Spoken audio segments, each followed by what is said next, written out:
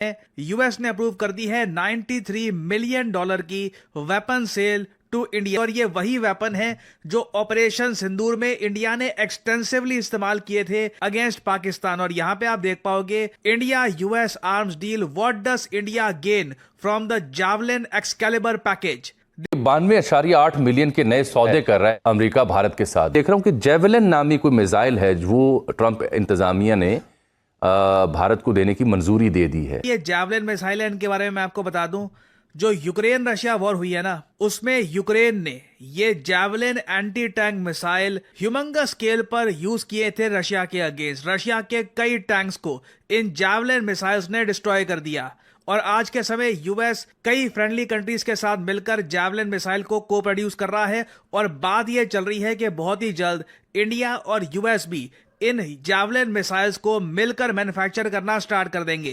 ये क्या शय है जी, ये हथियार, और इससे क्या हम कैपेबल हैं to deal with any missile like javelin? ये फिगर्स कितने रियलिस्टिक हैं और कितना हमें परेशान होना चाहिए इस ज़िमन में, और हम क्या कर सकते हैं इस पे काबू पाने के ज़िमन में? कि हमारे मुल्कों, हमारे लोगों को पता होना चाहिए कि अमेरिका, इंडिया और इजराइल ये तीन इकट्ठे हैं। चीन और हमारे खिलाफ ये हर वक्त रहेंगे फॉर द फोर्सिएबल फ्यूचर।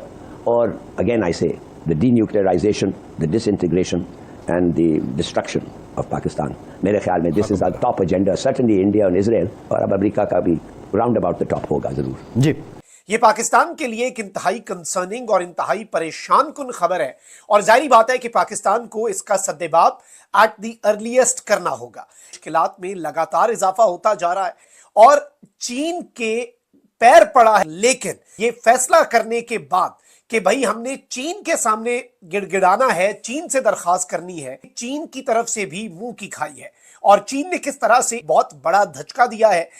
ये जावलिन मिसाइल किस तरीके से ऑपरेट करता है ये मैं आपको दिखा देता हूं। ये यूक्रेन रशिया वॉर के टाइम की एक वीडियो है, जब रशियन टैंक्स यूक्रेन में एंटर कर रहे थे। यहां पे आप देख पाओगे ये रशियन टैंक्स है। अभी एक यूक्रेनियन सोल्जर आएगा, ये T-72B टैंक्स रशिया के, और ये यहां पे आप देख पाओगे ये है जावलिन। ये यूक्रेनियन या जो आप कह लीजिए रशियन लैंग्वेज है, उसमें ये जावलिन वर्ड यहां पर लिखा हुआ है।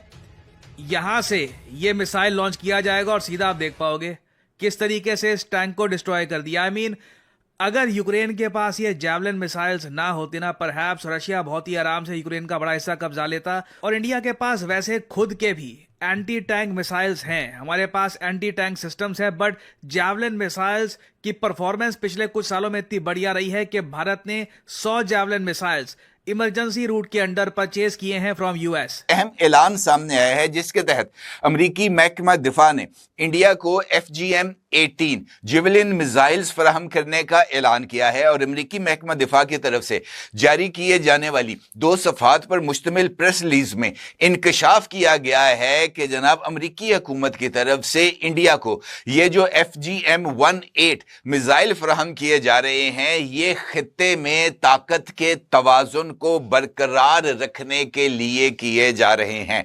अब ये जो जुमला है यानी खित्ते में तवाजुन बरकरार रखना, ये इस्तिलाह अमेरिका की तरफ से क्यों इस्तेमाल की गई है, मेरे नजदीक ये बड़ा ही इंपॉर्टेंट सवाल है। और इस एक सवाल के अंदर ही अमेरिका की तरफ से इंडिया को ये जो हथियार फराहम किए जा रहे हैं, इसकी वजूहात भी पोशीदा हैं।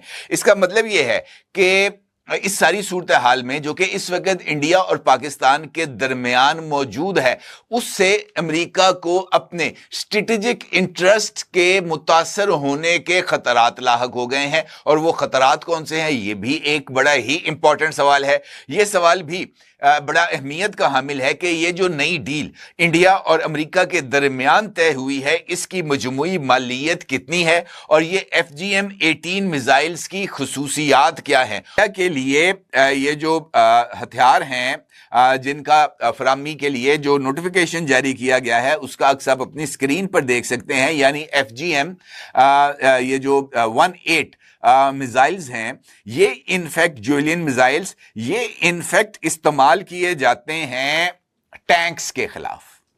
ये वो वाले मिसाइल्स नहीं हैं जो एयर टू एयर मिसाइल्स हैं या सरफेस टू सरफेस या सरफेस टू एयर मिसाइल्स हैं। ये मिसाइल खास तौर पर तैयार किए गए हैं ये जो आर्मड कोर्स हैं उनको निशाना बनाने के लिए, यानी इंडिया की जमीनी फौज को इन ये जो FGM-18 मिसाइल्स हैं इनके जरिए उसको ये सलाहियत दी गई है कि वो पाकिस्तानी आर्मड कोर का मुकाबला कर सके, क्योंकि पाकिस्तान की आर्मड कोर के अंदर अब चूंकि जदीद जो सिस्टम्स हैं वो आ चुके हैं और पाकिस्तान के पास जदीद टैंक्स मौजूद हैं, लिहाजा इस सूरत हाल में ये जरूरी था कि इंडिया के अंदर ये जो बैलेंस है इसको मेंटेन किया जा सकता।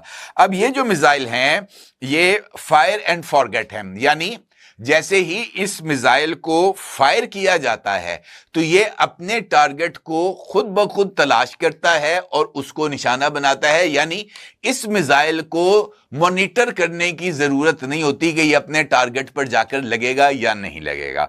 दूसरा इसकी खूबी इस मिसाइल की ये है कि ये टॉप अटैक मोड में टैंक के सबसे कमजोर हिस्से को निशाना बनाता है, यानी टर्ट रूफ को। ठीक है जी, और ये इसका मतलब ये है कि ये टैंक की ब्रिज को निशाना बनाता है और उसके जरिए टैंक को तबाह किया जाता है।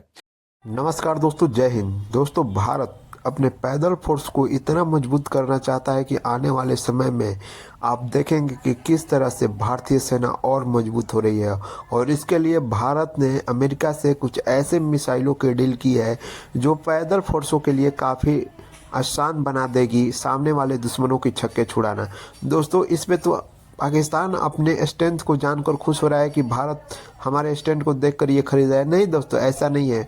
अभी कुछ ही समय पहले भारत के जनरल उपेंद्र त्रिवेदी ने कहा था कि अगर जीत का पैमाना तय करना होगा तो हम जमीनी कब्जा से तय करेंगे।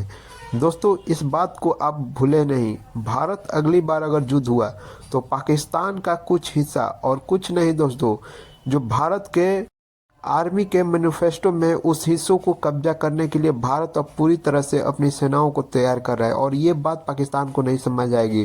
दोस्तों, वीडियो पसंद है वीडियो को लाइक करें, शेयर करें और चैनल को सब्सक्राइब करें। इसके साथ साथ ये इंफ्रारेड सीकर मिसाइल है, यानी ये धरती टारगेट को खुद ब खुद लॉक करता है और उसके लिए इंफ्रारेड को इस्तेमाल करता है।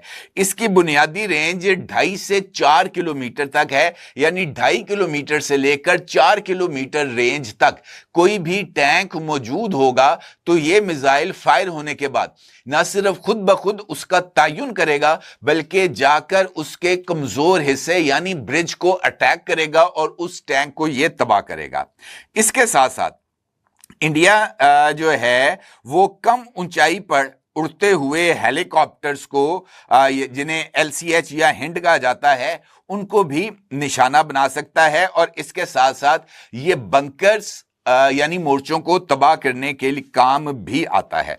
अब इंडिया इसको क्यों खरीदना चाहता है, ये भी बड़ा इंपॉर्टेंट सूरत हाल है और ये पाकिस्तान की स्ट्रेंथ का इजहार है।